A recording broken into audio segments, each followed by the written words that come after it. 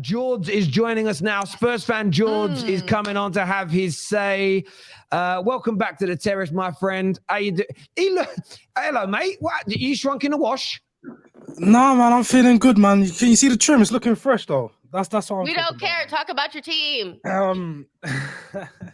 Jess, say what you need to say first. I know you got a lot to say. You wanted me to come here. I only came here because I knew you were going to say, Jordz disappeared. Jordz wasn't here, so say what you got to say, Jess, first. All I have to say is I told you so.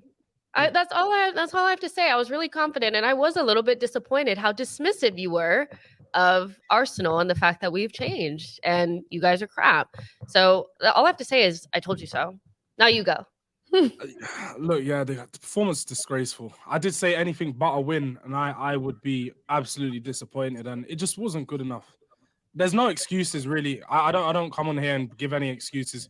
Hugo Lloris, our captain, the guy that's supposed to be our captain, has let us down yet again, just like he did in the past for North London derbies. Absolutely disgraceful. I'm fuming. I feel like he gave away both of the goals. Both could have been avoided. And although Arsenal did have other chances, I still feel like we had some chances. Son should have put it away. Oh, that guy, man. Finished. That's what I like about this win more, though, is that you guys, like, at the Emirates, I do think you guys overplayed. We had all the chances and all this kind of stuff, but you did have chances. And I love that you guys had all the XG, but Ramsdale was just the better goalkeeper. I love that. Because it hurts more because you guys could have scored a goal. Yeah, no, even leading into this game, I didn't, as we see when we've done the combined 11, I didn't question Ramsdale being over Lloris. Lloris has been bad for a while now. He's pushing 36. We can't really keep blaming it on him at this point, even though he's a horrible keeper. We should have got him changed years ago. He's a 35-year-old. He's a veteran, a guy that's coming to the end of it. Should have been out.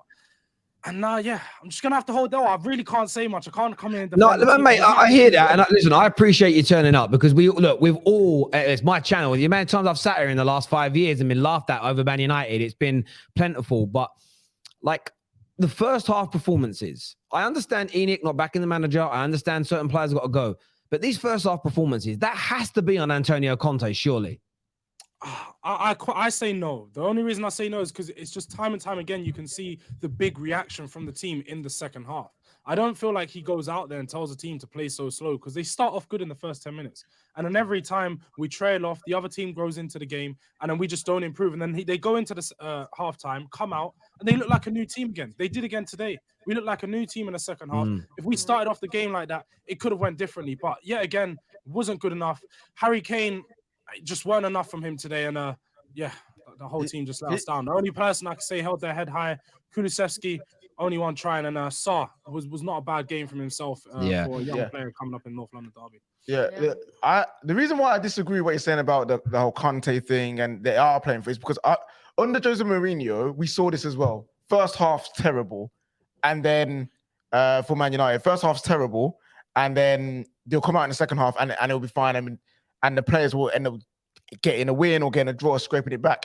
But my question is, if they're really playing for the manager, like you say, why after so long that they can't even get one first half right? If you're saying it's just the players and every first half they fail, then to me, they're not playing for the manager because in the first half, you have a game plan.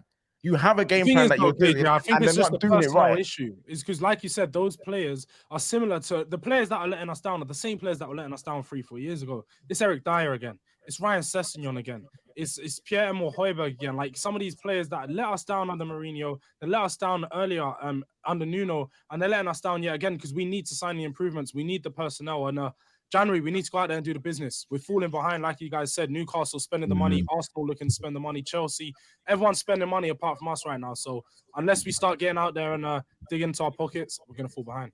Jordz, a lot of the chat just quickly are asking for you to give an apology. Are you ready to just give one out? I don't. What am I apologizing for? I don't know. You know what a perfect apology would be like, if I can make it more simple for you, is saying I'm apologizing for being optimistic for my team. Is that what I'm supposed to be?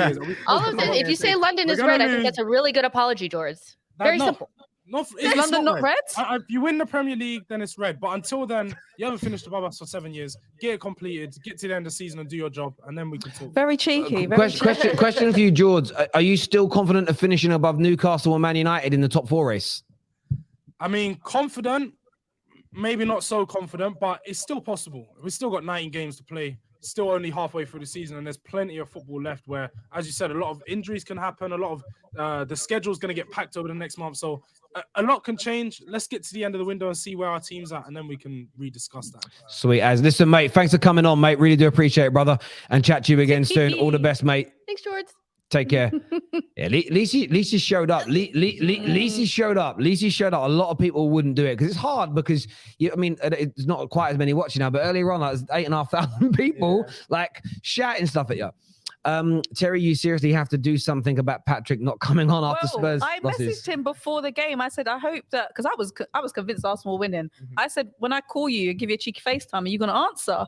And he said he would. And before we went on, I tried to give him a ring and He didn't answer. Yeah. he ain't trying to answer my call.